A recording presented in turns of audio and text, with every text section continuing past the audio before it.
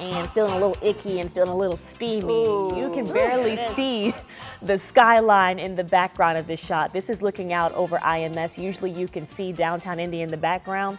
I know it's not the humidity that we're seeing there, but that's what it feels. That's what, like a visual representation of what it feels like outside. It is a little thick and muggy out there to start on your Wednesday. It's because of all that rain that moved through our area yesterday and overnight. So heat and humidity sticking with us on your Wednesday morning. It certainly is. It's that time of year, and we have wet roads as well because we've already had rain falling in some places, and we still have more to come, it sounds like, Lynn. It's like you can't get away from it. It just like follows you around and sticks to your skin. And you're just like, oh no, it's going to be rough today and tomorrow. So that's why we've got the weather impact alert days, not only for a couple of rounds of storms we're expecting, but just because we haven't really felt this kind of heat and humidity yet this season. So we want you to be prepared, especially those who have to work outside or be outside for extended periods of time. It's very difficult for our bodies to go through that natural cooling process when there is this much moisture in the atmosphere. It really makes it more difficult, it makes us more susceptible to things like heat-related illnesses. So we are free of any local watches and warnings from a severe standpoint. That complex overnight has since tracked southeast of the area, but I'll tell you, our temperatures did not cool off at all because of that rain. We are at 74 in Indy right now. It is 70 in Richmond, 73 in Shelbyville, and our dew points are basically right there as well in the low 70s. This is extremely elevated. It's definitely showing us that things are going to stay very uncomfortable, even right there on that border of miserable today, with dew points likely to stay between 70 and 75. So once again, a tough go of it when it comes to how it feels outside. And today, with ample dry time, as the sun comes up, we're going to really see those temperatures jump. I think we see 90 later on this afternoon, which would be the first time this season that we hit that 90-degree mark, although it's going to feel more like 100 across the state. Here's the latest from the Storm Prediction Center. This is going to be a late-day storm event. I think most of our Wednesday will be mainly dry, outside of perhaps an isolated pop-up around 6, 7 o'clock this evening. And then as we get into the overnight hours, that's when this complex of showers and thunderstorms will roll through.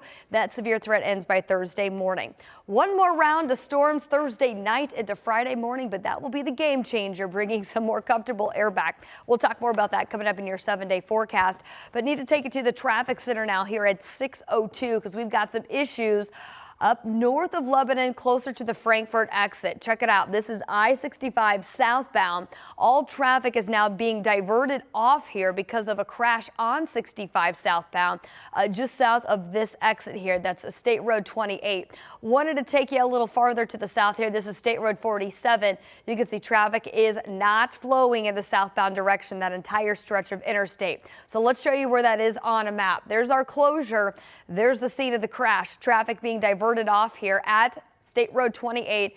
You'll utilize 52, take that all the way down to where we see traffic getting back on the interstate at State Road 47. So big stretch of 65 southbound now closed due to a crash just to the north of Lebanon. Thank you, Lindsay. We do have some breaking news coming in right now. IMPD is on the scene of a shooting on the north side of Indy. And we just learned about this about 10 to 15 minutes ago on Woodmere Circle, just west of Hoover Road and the Jewish Community Center. Police say that at least one person was shot and taken to the hospital. We do have a crew on the way right now. Marina Silva is headed to that scene, and we'll check in with her as soon as she can share an update with us live. Well, also this morning, right now, firefighters are trying to determine what caused this fire early this morning. Zionsville Fire Department tells us they posted these pictures rather. I mean, those are extreme pictures here. Seeing the glowing flame and just all the smoke in this area. This is near Chauncey Street and Johnson Road. So firefighters were called around 2:50 this morning. They found a construction trailer up in flames. They were able to get it under control in about 20 minutes. but no one was inside from what we know right now, and no one was hurt. So that is some good news despite those big flames there. Gosh, crazy. Well, this morning, the debate over a proposed Marion County wheel tax is heating up as residents packed a public meeting just so they could share their opinions on the matter. Counselors heard hours of frustration, and they got a lot of tough questions last night, with Marion County residents saying they don't want this to change, a lot of them. The state is promising $50 million in road funding, but only if Marion County can match that money on their own. Counselors propose raising the vehicle tax in order to get to that point. Residents, though, got the chance to tell counselors face-to-face how they felt about this at last night's meeting. The streets do need fixed. I agree with you on that. I know it's costly, but I feel that you're targeting the wrong people to pay for it. There has to be a better solution than just penalizing the residents of Indianapolis. Mayor Joe Hogsett has previously criticized the proposal as well.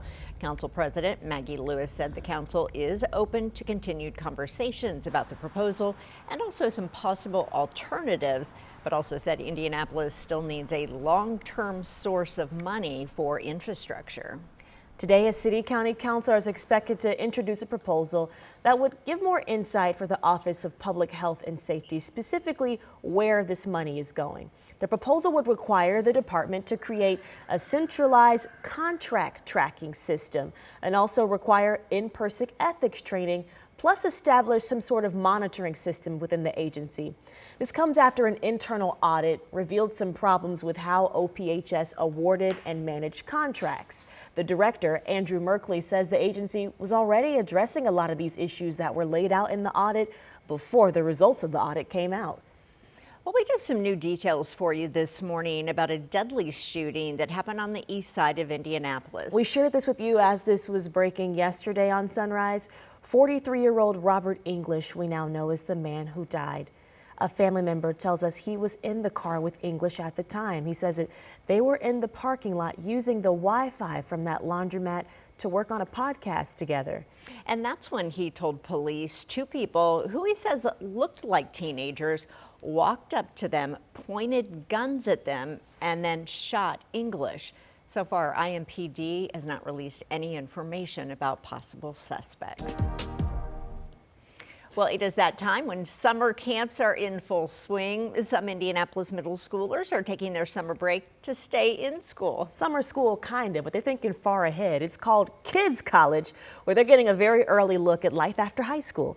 Anna Chalker is in studio with what this week looks like for these students. Good morning. Good morning, ladies. So when you're in middle school, you kind of have to feel like you have it all figured out. That's kind of the adult life of a middle schooler. And the directors of this camp hope after this week, kids are going to know the paths that they'll want to go down that'll suit them in the future. So it really all starts with visits to all of the schools on IU Indy's campus. And around 40 6th through 8th graders will meet with those professors and college students in those departments to learn about the opportunities in the field. So many of these students here at this camp, they're 21st century scholars or will be first generation college students.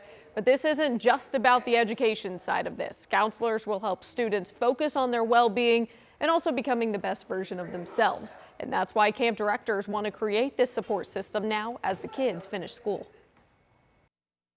Middle school is a tough time. I mean, there's a lot of challenges in life, and so we want to make this not only educational, but also engaging and fun, and we know that a lot of them gain friends that last a lifetime. You need those friends to get through college in the next few years or so. So IU Indy is the first satellite IU campus to host Kids College this week. Other ones like South Bend and Kokomo, they will have theirs throughout the rest of the month. And today for IU Indy, they've got a field trip to the Motor Speedway Museum, because why else would you not go there? So there is some fun in college, I promise, for these little kids. They're probably scared to death, but they're loving it. And you'll hear that coming up, what they've experienced and kind of what they've learned and what careers they're already kind of thinking about. There's a lot of fun in college. I hope they're learning about the education That part. too, yes. Right. That's all they Yes, learned about. yes. All right. That's great. Thank you for sharing that, though, Anna.